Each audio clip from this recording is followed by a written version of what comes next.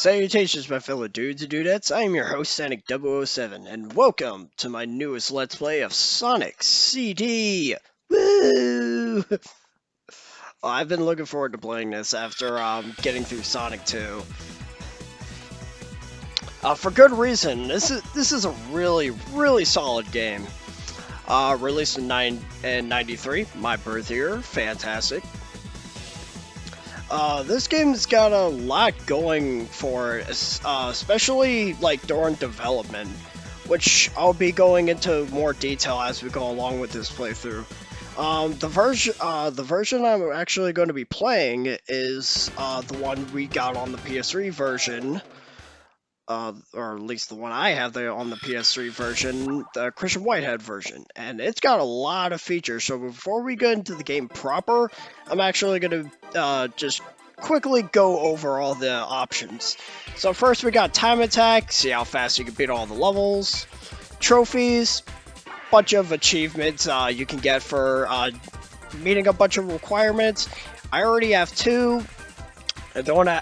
I don't intend to get all the trophies in this. I might somewhere down the road, but not now. Especially considering that one of them requires you to do the time attack in 25 minutes. I don't know how prepared I would have to be for that. Leaderboards, you can check high scores comparative with other people, assuming people still do that. Help and options, you can change settings such as audio and I think screen filters. Soundtrack, now this is actually very interesting. Sonic CD during development ended up getting 2 soundtracks. And I actually do intend to show off both soundtracks in this playthrough. This playthrough is going to be quite long, but only because of another thing that was added to this version of Sonic CD. This is one of the tracks from the US. For this primary playthrough, I'm going to be using the Japanese soundtrack. I'll be giving my opinion on both soundtracks as we go along. This is some extra stuff you can unlock by beating the game and meeting other requirements. And as you might have noticed, apparently you can also unlock tails. I will be doing a playthrough.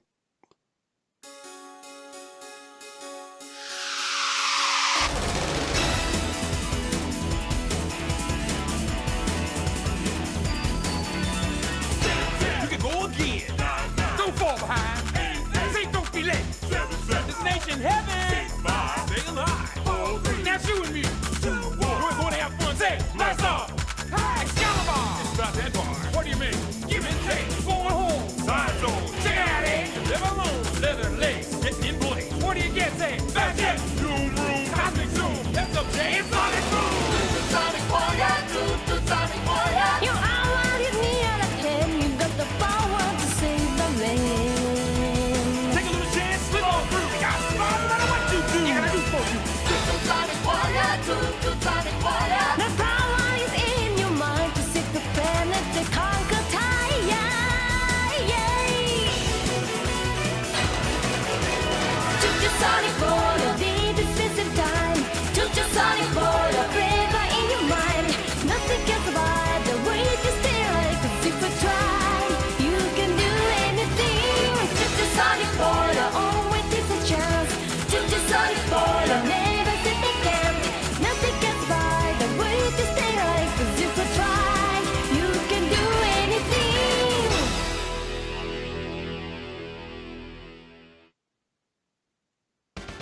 I apologize for not finishing that sentence. That I had to let that play out. But yeah, I'm going to be doing a playthrough of Tails as well. More on that later, though. All right, so in the options menu, there's actually you can actually change the kind of spin dash you have. Because apparently, I did mention that this game was in development around the same time as Sonic 2. And apparently, the spin dash was first implemented in this game, and And since it was the first time the spin dash was properly brought into the the Blue Ballers universe, I figured I'd stick to that one. However, I do highly recommend you switch to the proper spin dash, the one you have with Sonic 2. Because unfortunately, the downside with the spin dash in Sonic CD, at least the one I had to get used to, there's a bit of wind up. To compensate for that, there is now a new ability called the Super Peel Out, which instead of holding down when you're pressing a jump button, you hold up. You go faster than you would with the spin dash, but you are vulnerable, so I recommend you roll into a ball almost instantly as you do the Super Peel Out. I got a lot of explaining to do with this playthrough already. Alright, so, the biggest gimmick with this game is traveling through time. You might have noticed those signposts scattered throughout all the levels. There are past signs and there are future signs. Once you get past one of those signs, you got to get a good amount of speed going, and then you'll immediately teleport to that time period. And in this case, I teleported to the past. So now we've got a different version of this level, at least aesthetically. I mean, the level design has been altered slightly in some areas. It's more noticeable in later levels. But with Palm Tree Panic, not a lot has changed. The reason why you want to go to the past is because the biggest thing with like right here, the biggest thing with Sonic CD is being able to make good futures for these zones. And you do that by going to the past and destroying that thing I just destroyed, which is called the roboticizer or robot transporter. You go into the past, you destroy it, and then all the badniks in the level will be completely destroyed, and they'll all be replaced by flowers. Alright, so we got the special stages. Back like they were in Sonic 1, you get 50 rings, and at the end of the stage, there's a giant ring you jump into. Now, in the original Sonic CD, like the one we got initially, this played really slowly. Like, the frame rates were really bad, like, it chugged to an absurd degree. It was pretty bad. But basically how it works is you have 6 UFOs plastered throughout the stage. You have to basically grab all of them before you run out of time. If you touch the water, the time will go down faster. There's always, 4 of the UFOs will always be ring boxes, and 2 of them will be speed shoes. And, like, if you run out of time, obviously you fail. We'll be covering another special stage, so I could go more over it later. Alright, so now we're in Panic, Palm Tree Panic Act 2. I actually had to retry this a number of times. What you're not seeing is my failed attempts to get to the past, because collision detection has sort of taken a hit in this game. I'm not sure if it's better or worse than the original version, if we compare like the Christian Whitehead port to like the version we got like on the Gems collection, or like the actual Sonic CD ROM itself. Like, I wouldn't know. I haven't played that older version in so long. I can't go back to it after playing this. Yeah, as you can see, we destroyed the transporter, so now all the badniks are gone. Also, there's this thing. I'll explain who that character is later, but once you destroy that little machine, animals will be all over the place, so that's really nice. Fun little note with the music that's playing right now. I mentioned that before. The soundtrack was split between US and Japanese. But for some reason, the past music for every zone was left unchanged. And I only found this out recently. It's because it's like it is locked in the game's programming. Like like legitimately locked. I guess you could say it was. I guess you could say the past tracks in this game for both US and Japanese are essentially in read-only mode. You can't edit it at all, so I'm not sure how that happened, but that's why the past music is the same for both the American soundtrack and the Japanese soundtrack. Oh, and the European soundtrack, I might add. Alright, but yeah, back to the UFO stages. There's these fans they can carry you around, like so, Exhibit A. Once the timer drops to 20 seconds and below, blue UFO will spawn in the middle of the stage, and if you can break that UFO, you'll get a little bit of time back. And it will infinitely respawn and it will always respawn whenever the clock drops below 20, so it's not like you only get one time UFO. You can get as many as you need to. It's just that that water drops your time down something fierce, so... Alright, so now, since I destroyed those robot transporters, we now have a good future. If I didn't do that for this zone, then we will be looking at the bad future version of this. And that's a lot of detail I gotta admire, because there's essentially a present version, a past version, a good future version, and a bad future version of each zone. And that is an impressive feat. Alright, so we got Alright, so Robotnik's kinda lame in this game. Like, it's not in the older Sonic games, it was a matter of how many times you hit him. But in this game, it's whether or not you can hit him at all. With this boss, you're just gonna constantly, whenever you jump at him, you're gonna constantly get launched back by his bumper arms. So you're gonna have to wait till he just starts walking in place, and then you can take him out. So, yeah, that's a thing. If you actually go to the right of the screen, and like as he drops in, you'll be directly behind him. You'll take damage, but you can use the invisibility frames to just cheese the boss if you want to. Alright, so newcomer to the franchise, this is Amy Rose. You won't know that if you read the manual, because apparently her name is not that. More on that later. And we got another enemy for this game, a very iconic enemy for this franchise.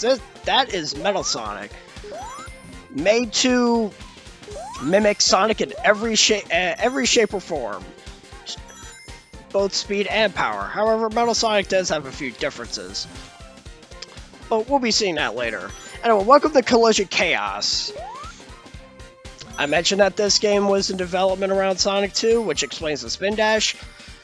Apparently the pinball physics were also not fully realized, because they brought the pinball physics in this game first, and you could tell there's a bit of a problem, because in Sonic 2, when you're on a pinball, Sonic will just automatically roll as he's slowly going down the flipper. But in this game, Sonic just sort of stands on it, and it's kind of awkward to look at. Alright, so anyway, we're going to use the past sign right here, and use this momentum right here to go to the past.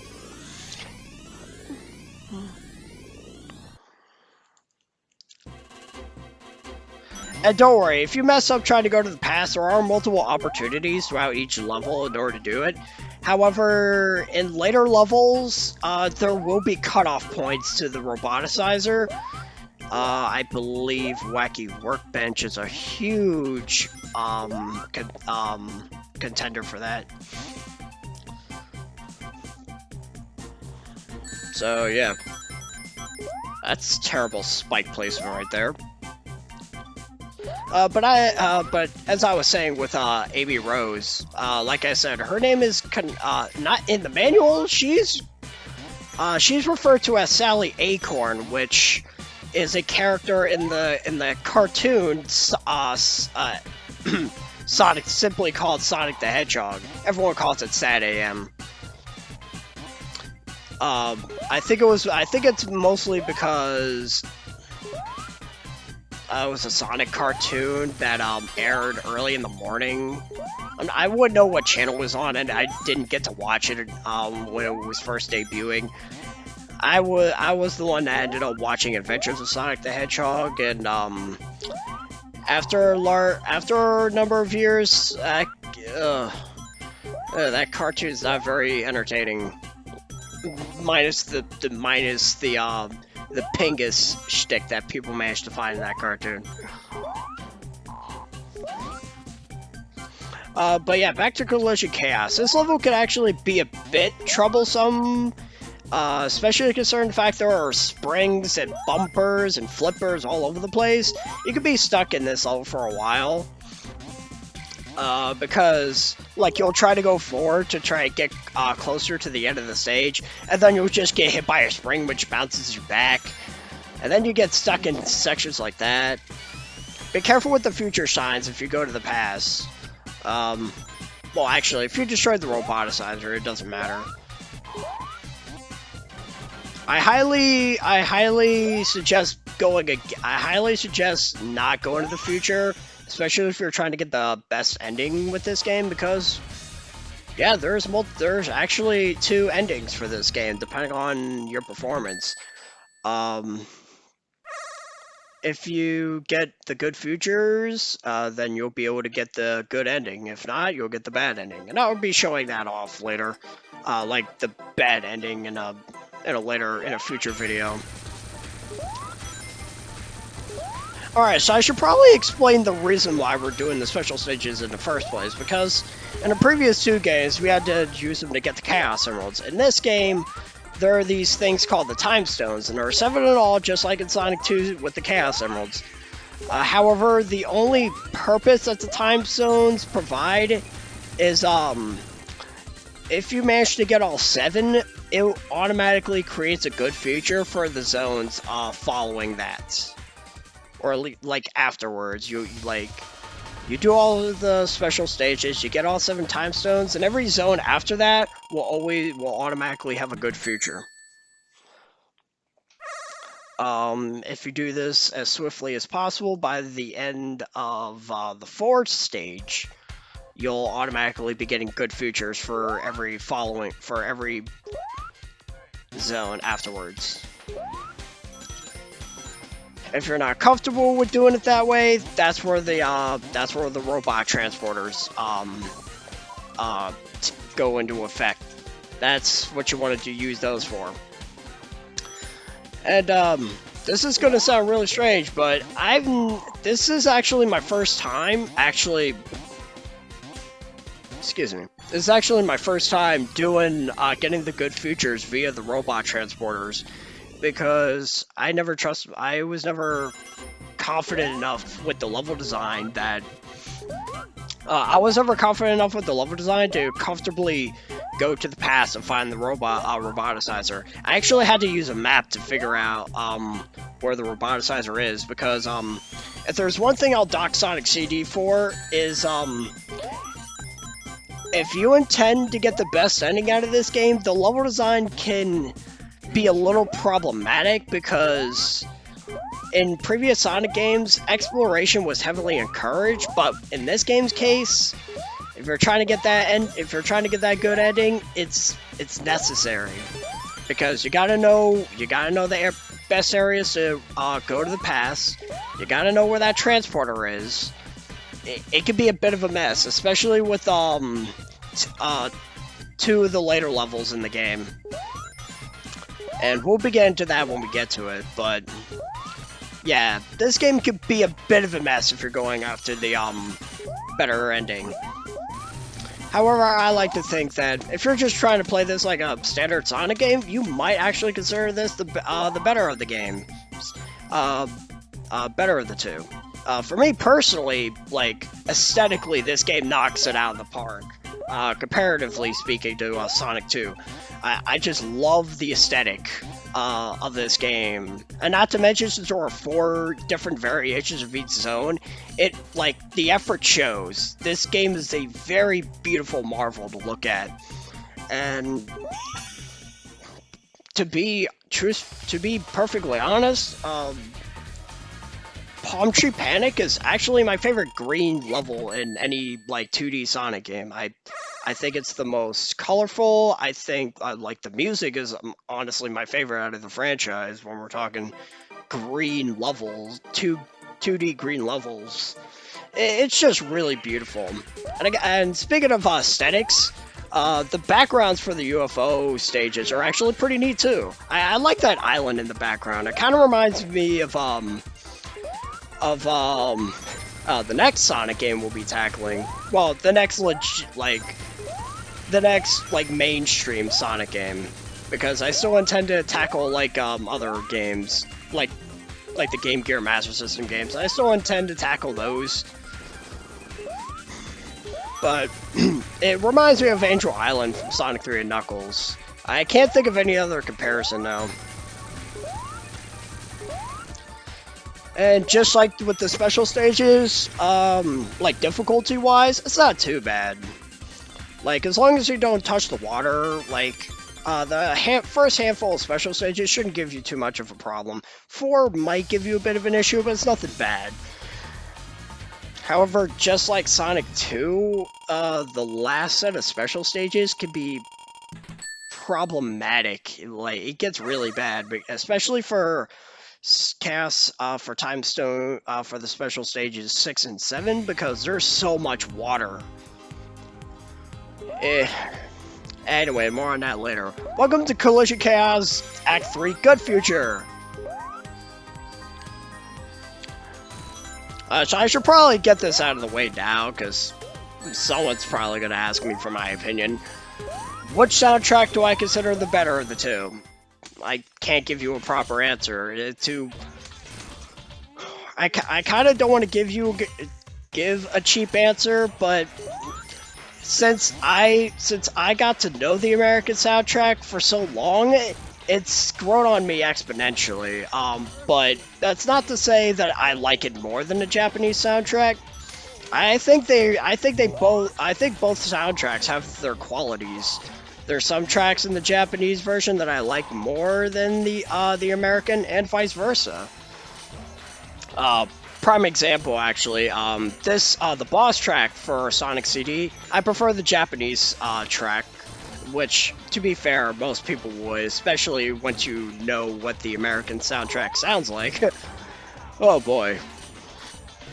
But yeah, like I said, I don't have an opinion, I don't have a proper opinion on which one I like more. They both have their qualities. So, I know that's going to be a half-hearted answer, but that's the one I'm going to give, so. This boss is kind of annoying because you gotta use the pinball, you gotta use the flippers to get out through Robotnik. It's not like a really fresh, difficult boss, it just takes a long time. Because since there's bumpers everywhere, and Robotnik's constantly dropping these little pellets down, you're constantly being bounced all over the place, so it could take you a while to actually do that boss fight. So, yeah, that's a thing. But now that we've managed to get through Palm Tree Panic and Collision Chaos, I'm actually going to leave you off with the American version of that opening we saw earlier, because in the Japanese, the song is called You Could Do Anything. And just a little side note, I had to actually edit in the song itself, because for some reason in the Christian Whitehead version, the song is just gone. It's just an instrumental version of it. But with the American version, we got Sonic Boom. So I'm going to leave you with that. Next time on Sonic CD, we're going to be tackling the next 2 zones. The next one in question being my favorite water level in this series. But with that said, I got a juice.